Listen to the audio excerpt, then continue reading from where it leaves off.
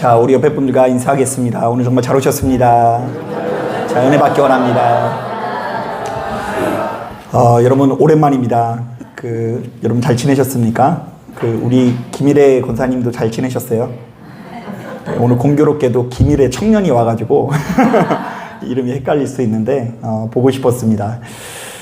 저는 이제 정말로 간만에 가족들과 함께 휴가를 다녀왔는데요. 이제 앞으로는 휴가 가기 전에 운동을 더 열심히 해야 되겠다 이런 생각이 들더라고요. 아이들의 체력이 얼마나 대단한지 하루는 물놀이장이 있어가지고 얼마나 노나 봤더니 아침 한 10시부터 시작해서 해 떨어질 때까지 7시, 8시 껌껌한데 계속 하고 있길래 나오라고 막 나중에 이렇게 했는데 근데 거기서 이렇게 좀 같이 하다 보니까 몸살이 났어요. 또 그래가지고 이제 어제 돌아와가지고 더 많이 자고 막 그랬는데요. 어쨌든 행복한 시간 여러분들이 배려해 주셔서 잘 보내고 왔습니다. 아무쪼록 오늘 예배 가운데 함께 해주셔서 여러분들의 10년 가운데 주께서 허락하시는 평안과 기쁨이 함께 하시기를 주님의 이름으로 축복합니다. 자, 요한복음 4장을 보면 예수께서 한 사마리아 여인에게 이런 말씀을 하십니다. 너희는 알지 못하는 것을 예배하고 우리는 아는 것을 예배한다. 자, 그러니까 예수께서는요, 사마리아 사람들이 예배가 무엇인지를 제대로 모르고 하나님께서 어떤 분이신지를 모른 채 아주 무지한 예배를 드리고 있다는 것을 지적하시는 거예요. 자, 말라기 1장에도 이와 비슷한 이야기가 나오는데요.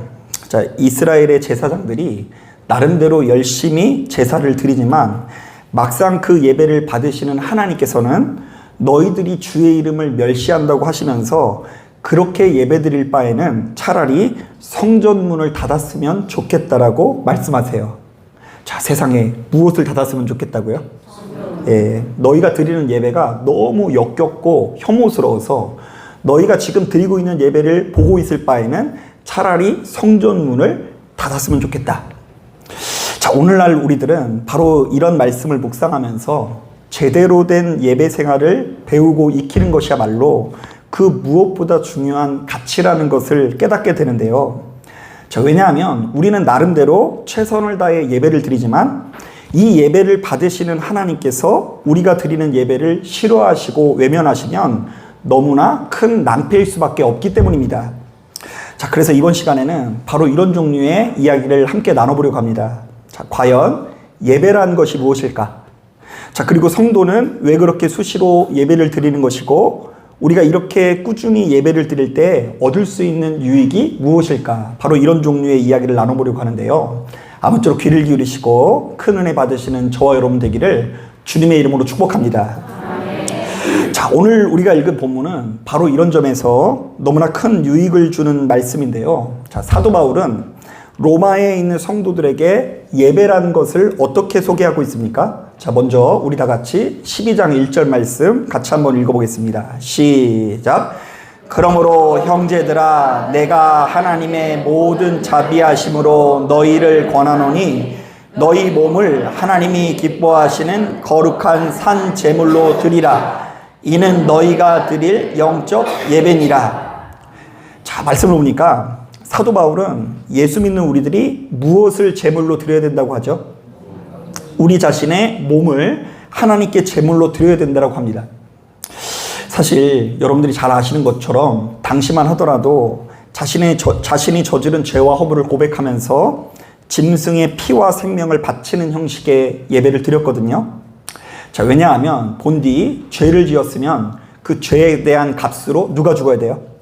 내가 죽어야 되지만 내가 죽을 수 없으니 나 대신 내가 기르던 짐승의 생명을 바치는 것입니다. 그래서 이제 이것을 신학적으로는 전가라고도 합니다. 그러니까 내가 키우던 이 짐승의 머리에 안수를 하면서 나의 죄가 쟤한테 전가가 되었다는 것이죠. 자, 그러나 사도 바울은 예배 가운데 진짜 죽어줘야 하는 것은 죄 없는 동물이 아니라 누구라고 이야기하죠? 자기 자신이라고 하는데요. 이른바 우리가 예배 드릴 때에 낮아지고 깨어지고 죽어지는 역사가 나타나야 한다는 이야기입니다. 자, 그래서일까요? 예전에는 그 유명한 부흥 강사 목사님들이 인도하시는 집회에 가보면 시종일관 죄와 허물에 관한 설교를 하시는 경우가 많았는데요. 자, 우리가 하나님 앞에 얼마나 큰 죄인지를 소개하면서 그 죄를 회개하지 않으면 천국에 가지 못하고 어디 간다고요? 지옥 가고 우리 집안이 대대로 안 풀릴 수 있으니 하루속히 회개해야 된다라는 메시지가 주를 이루었습니다. 어때요? 여러분 들어본 것 같으세요? 회개 안 하면 안 풀린다. 뭐 이런 종류의 이야기가 그때만 해도 많이 나돌았어요. 사실 말씀을 준비하다 저도 역시 그 초등학교 시절 기억이 생각이 났는데요. 그 어떤 수련회에 갔다가 큰 충격을 받은 적이 있어요. 당시 강사 목사님께서 설교하시는 중에 한 동영상을 보여주셨는데 그 동영상의 내용이 뭐였냐면 예수를 안 믿거나 죄를 짓고도 회개하지 않는 자들이 지옥불에서 타는 그런 영상을 보여주셨어요. 근데 어린 마음에 그게 얼마나 무서웠는지 정말로 사시나무 떨듯이 무서워하면서 정말로 눈물로 회개했던 기억이 납니다. 그런데 저만 그런 게 아니라 그 자리에 모였던 그 어린이들이 대부분 공포에 질려가지고 자신의 죄를 용서하고 막 그랬던 기억이 나요. 왜냐하면 내가 회개하지 않으면 나도 저렇게 지옥불에 떨어질 것에 대한 두려움이 있었기 때문입니다. 자, 그런데 놀랍게도 제가 커서 전도사가 되었는데도 그 영상이 시중에 돌아다녀서 봤더니 그 영상이 거의 전설의 고향 수준이더라고요. 그러니까 CG가 전설의 고향 수준이어가지고 이걸 보고 내가 왜 울었는지 그 모를 정도로 아주 좀 유치하게 느껴지더라고요. 그래서 지금 학생들은 그런 영상을 보여주면 막 웃을 것 같다라는 생각이 들기도 해요. 자, 그런데 엄연히 따졌을 때 이 본문에 나오는 영적 예배는 우리가 지옥에 갈 것에 대한 두려움 내지는 나와 내 가정이 뭔가 잘 안 풀릴 것에 대한 두려움 때문에 드리는 예배를 의미하지 않습니다. 자, 오늘 이 예배의 원동력이라고 할 수 있는 것을 잘 이해해야 되는데요. 자, 우리 다 같이 11장 36절 말씀 같이 한번 읽어보겠습니다. 시작. 이는 만물이 주에게서 나오고 주로 말미암고 주에게로 돌아갑니다. 그에게 영광이 세세에 있을지어다. 아멘. 자, 그러니까 사도 바울은 하나님께서 얼마나 크고 위대하신지를 우리가 조금이라도 깨달을 때에 자기 자신의 몸을 드릴 수 있다라고 증언하는데요. 이른바 하나님의 크심을 깨닫는 자가 자기 자신의 작음도 고백할 수 있다는 것이죠. 자, 한번 따라해 보겠습니다. 하나님께서는 크고 위대하시다. 자, 한 번 더 따라하겠습니다. 그러므로 너희는 너희 자신을 드리라. 여러분, 예배는 본디 이런 것입니다. 자, 예배라는 말은 본디 엎드리다, 굴복하다라는 의미로서 우리의 주인 되시는 하나님께 보이는 충성, 숭배, 섬김의 시간을 의미합니다. 자, 특히 헬라어에서 예배를 뜻하는 단어 중에 프로스키네오라는 단어가 있는데요. 자, 이 단어는 심지어 이런 의미가 있어요. 개처럼 엎드리면서 아첨하다. 저는 이제 강아지를 키워보지 않아서 잘 모르겠는데 강아지가 주인 보면 막 배를 드러낸다면서요. 그런데 이제 배를 이렇게 드러나 보면서 막 알랑방구를 끼고 막 이러는 개가 그 충성행위를 보이는 게 주인한테 충성을 보이는 충성심이라고 하더라고요. 그게 바로 예배라는 거예요. 자, 그러니까 예배의 본질은 누군가가 자신의 주인에게 올리는 문안 인사 내지는 충성행위, 존경의 표시 등을 의미하는데요. 이른바 지극히 높으신 하나님은 높이고 자기 자신은 한없이 낮추는 행위를 말하는 것입니다. 자, 저는 이런 점에서 시편 8편에 나오는 시인의 고백이야말로 예배의 진수라고 생각을 하는데요. 자, 거기 보면 시인이 하나님께서 창조하신 천지 만물을 보더니 불현듯 이렇게 노래합니다. 사람이 무엇이기에 주님께서 이렇게까지 생각하여 주시며 사람의 아들이 무엇이기에 주님께서 이렇게까지 돌보아 주십니까? 자, 제가 한동안 우주에 대한 관심이 많아서 그것에 관련되어 있는 이 과학책들을 참 많이 읽었는데요. 과학자들은 시종일관 온 천지 만물이 별 먼지로부터 만들어졌다고 주장을 하더라고요. 자, 이른바 별들이 탄생하는 가운데 큰 폭발이 있었고 이 폭발에 생겨난 별 먼지들이 뭉치든 갈라지든 하는 가운데 행성이라는 것들이 창조되었다는 것입니다. 자, 여러분, 이런 얘기 들으면 괜히 거부감을 보일 수 있죠. 많은 신앙인들이 이런 이야기를 들으면 무조건 거부감을 보일 수 있으나 저는 그들의 주장을 아무리 들어도 조금도 흔들리지 않았는데요. 왜냐하면 우주의 광활한 크기와 오묘한 질서를 헤아릴수록 인간의 자금이 보다 분명해졌기 때문입니다. 자, 그래서 저도 가면 갈수록 이런 고백이 저절로 나오더라고요. 주님, 나야말로 먼지에 불과합니다. 그러니까 지구라는 것 자체가 우주라는 관점에서 보면 큰 먼지인데 그 지구에서 살고 있는 나는 어떤 먼지라고요? 진짜 티글만도 아닌 작은 존재라는 것을 깨닫게 돼요. 제가 이번 휴가 기간에 아무래도 강원도를 가다 보니까 거기에 이제 외진 곳으로 가다 보면은 어두워서 이 시흥에서 볼 수 없는 이 쏟아질 듯한 별 풍경이 보이더라고요. 그래서 이제 사진을 찍었는데 그 광경이 안 나와요. 그런데 이제 그 많은 별들을 보면서 순식간에 내가 굉장히 작아지는 작은 존재라는 걸 깨닫고요. 내가 별 볼 일 없는 존재라는 것을 헤아리게 되더라고요. 자, 그런데 시편 8편의 기자도 이 사실을 너무나 잘 알았던 것 같아요. 자, 그래서 우리처럼 미천한 존재가 하나님의 각별한 돌봄을 받는다는 사실에 놀란 거죠. 자, 그래서 시편 8편에 나오는 사람이 무엇이기에 할 때 이 사람을 가리키는 히브리어 에노스는 영원하신 하나님과 대조되는 유한한 인간, 즉 순식간에 죽음을 당한 존재를 의미합니다. 자, 어쨌든 시편 8편의 기자는 이렇게 미천한 인간이 하나님의 사랑 덕분에 우리가 귀한 존재가 되었다라고 이야기를 하는데요. 자, 그래서 8장 5절을 통해 이런 고백을 합니다. 사람을 하나님보다 조금 못하게 하시고 영화와 종기로 관을 씌우셨나이다. 자, 다시 한번 말씀드리지만 우주라는 공간 안에서 인간은 무엇과 같다고요? 먼지와 불과합니다. 먼지에 불과합니다. 또한 우리 인간은 영원이라는 시간 속에서 겨우 무엇에 불과하다고요? 먼지에 불과합니다. 그리고 사람마다 정도의 차이는 있으나 언젠가 때가 되면 바로 이것을 본능적으로 헤아리게 되는데요. 바로 이런 차원에서 시편 기자는 이런 고백을 남기기도 합니다. 우리의 연수가 70이요 강건하면 80이라도 그 연수의 자랑은 수고와 슬픔뿐이요 신속하게 가니 우리가 날아가나이다. 자, 우리의 인생은 정말 순식간에 지나갈 뿐더러 인간은 그야말로 먼지 같은 존재라는 것이죠. 자, 이런 것을 깨닫는 자는 시간이 흐를수록 절대자 하나님 앞에 머리를 조아릴 수밖에 없는데요. 바로 그때에 우리는 진정한 예배자가 될 수 있습니다. 자, 하나님께서는 그 무엇보다 크고 위대하시다. 그러므로 우리는 자기 자신을 낮추고 깨어지고 죽어지는 영적 예배를 드릴 수밖에 없다.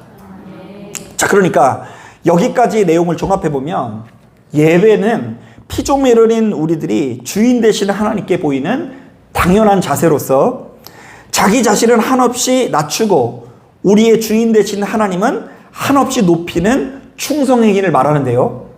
성도는 바로 이렇듯 예배드리는 삶을 살 때에 영원한 생명을 누릴 수 있는 것입니다.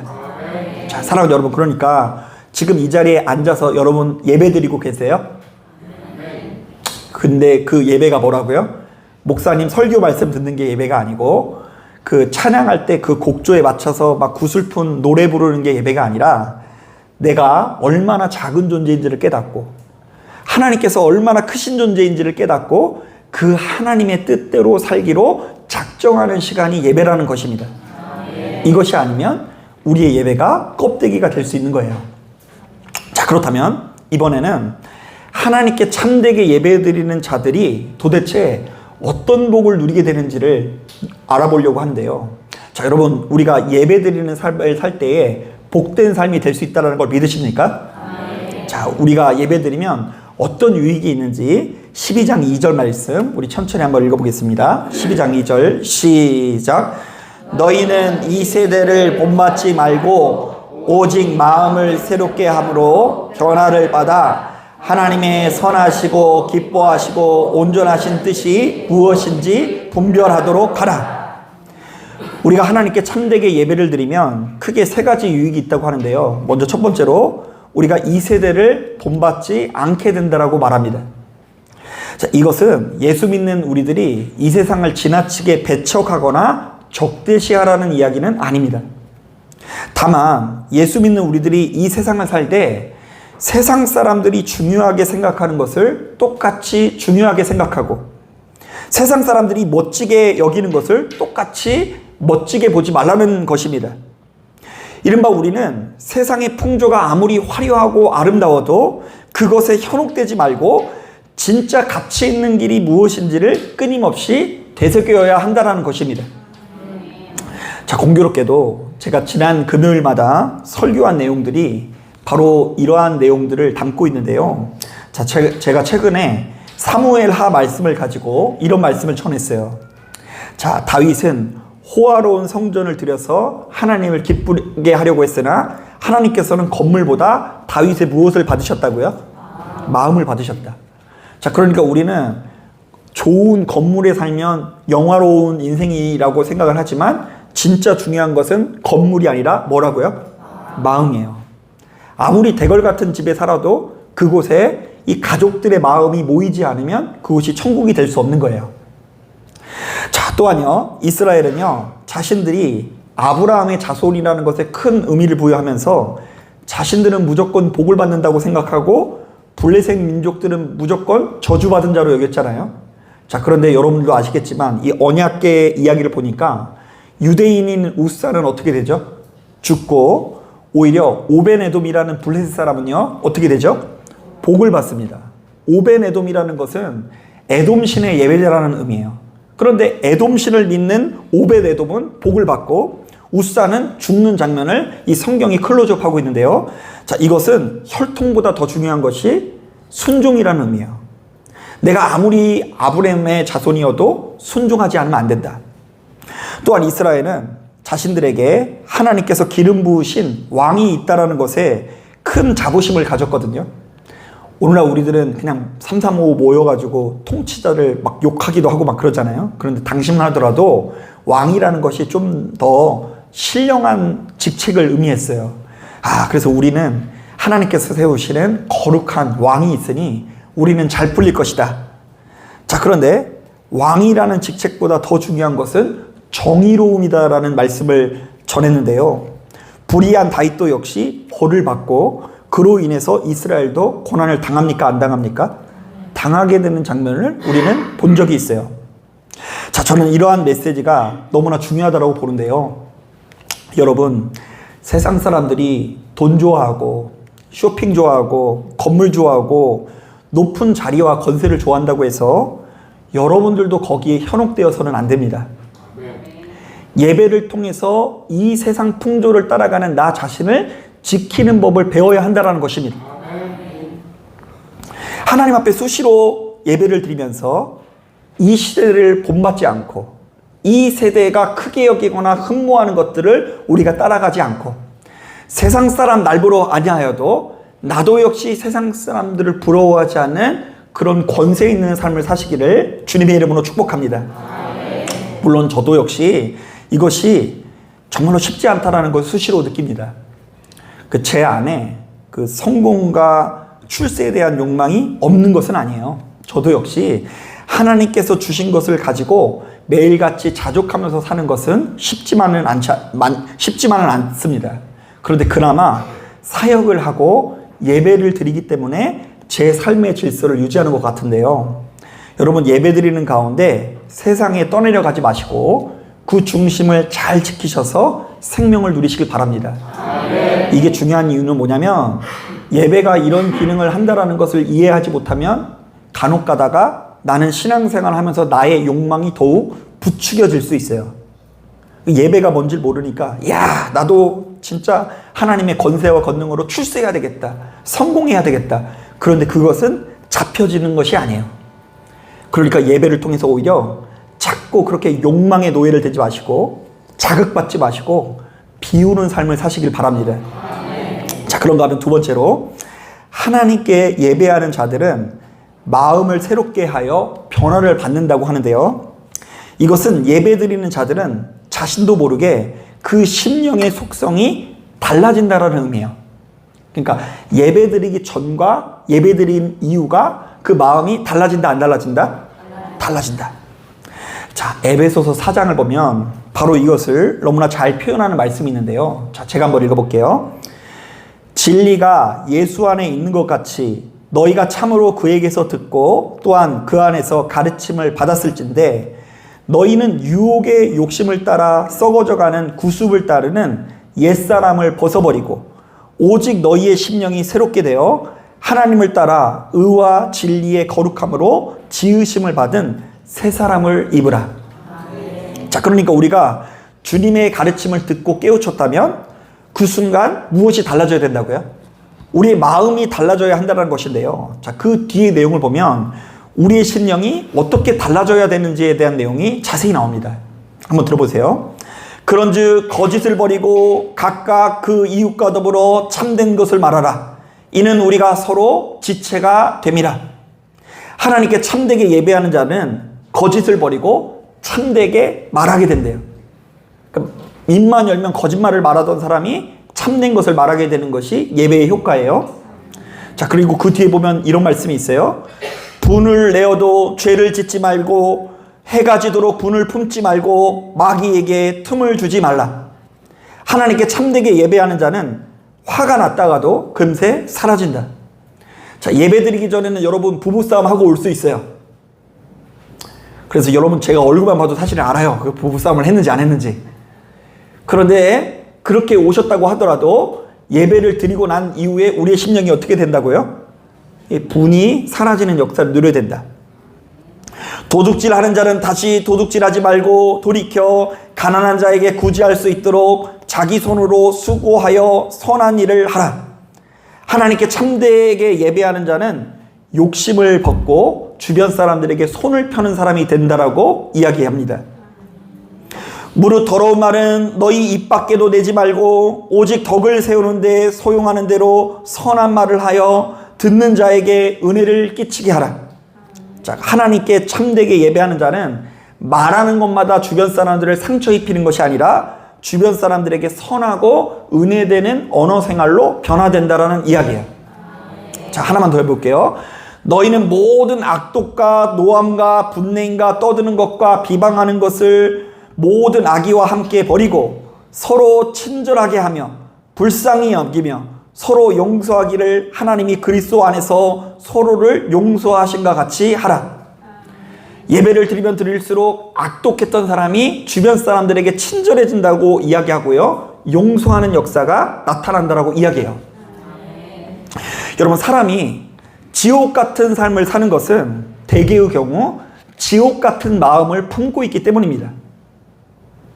그의 안에 하나님께서 주시지 않은 거짓이 있고 분노가 있고 욕심이 있고 분쟁이 있으니 지옥과 같은 삶이 열리는 거예요. 그러므로 우리는 예배드리는 가운데 지옥 같은 마음을 벗어야 하는데요. 실제로 저와 같은 경우도 제가 미움을 갖고 예배를 드렸다가 다시금 예배드리는 가운데 누군가에게 사과하게 되는데요. 가만히 보니까 제가 사과하는 것의 100%는 다 예배의 결과물이더라고요.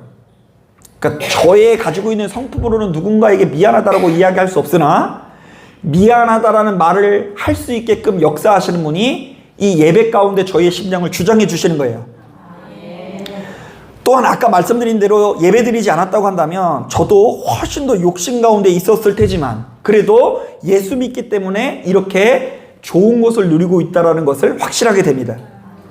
자, 사랑하는 여러분, 예배드리는 가운데 그냥 껍데기만 예배드리지 마시고 이 예배드리는 가운데 마음이 새롭게 되는 역사를 누리시길 바랍니다. 지금 마음이 새로워져야 돼요. 지난 한 주 동안 살면서 나도 모르게 어둠이 들어왔어요. 거짓이 들어왔고요. 허영이 들어왔고요. 분노, 욕심, 분쟁, 외로움, 허망함.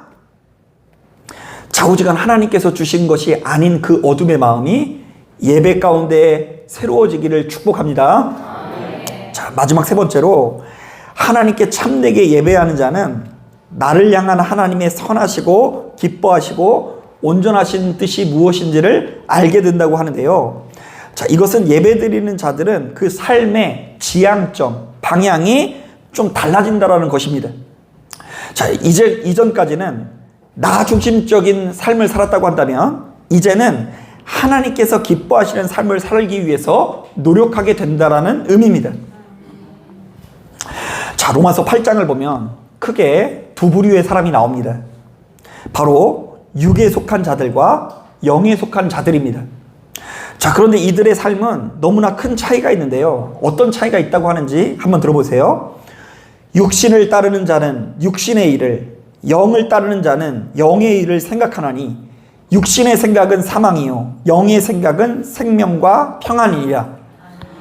육신의 생각은 하나님과 원수가 되나니 이는 하나님의 법에 굴복하지 아니할 뿐 아니라 할 수도 없음이라. 육신에 있는 자들은 하나님을 기쁘시게 할 수 없느니라.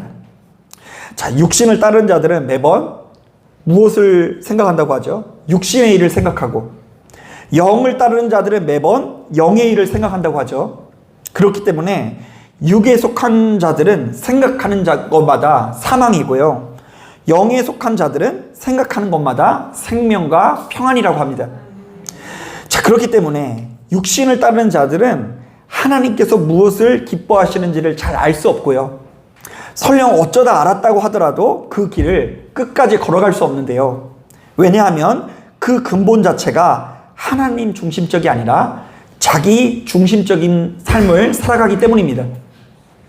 사실 성경 안에서 사람이 자기 중심적인 것만큼 큰 재앙이 없습니다. 자, 이른바 늘상 교만한 자들은 패망할 수밖에 없고, 늘상 자기 소견에 오른 대로 행하는 자들도 망하는 길로 갈 수밖에 없는데요. 이른바 자기중심적인 삶을 사는 자들은 항상 다툼과 분쟁이 일어날 수밖에 없고요, 외로움과 고독함에 씨름할 수밖에 없고요, 늘상 허망하고 순간적인 기쁨에 사로잡혀 자신의 인생을 낭비할 수밖에 없다는 것입니다. 사랑하는 여러분, 그러므로 예배드리는 가운데 바로 이 세상을 너무나 자기중심적으로 살아가는 자기중심성을 벗어버리고 나를 향한 하나님의 선하시고 기뻐하시고 온전하신 뜻이 무엇인지를 깨닫고 생명을 누리시기를 주님의 이름으로 축복합니다. 자, 기도하겠습니다.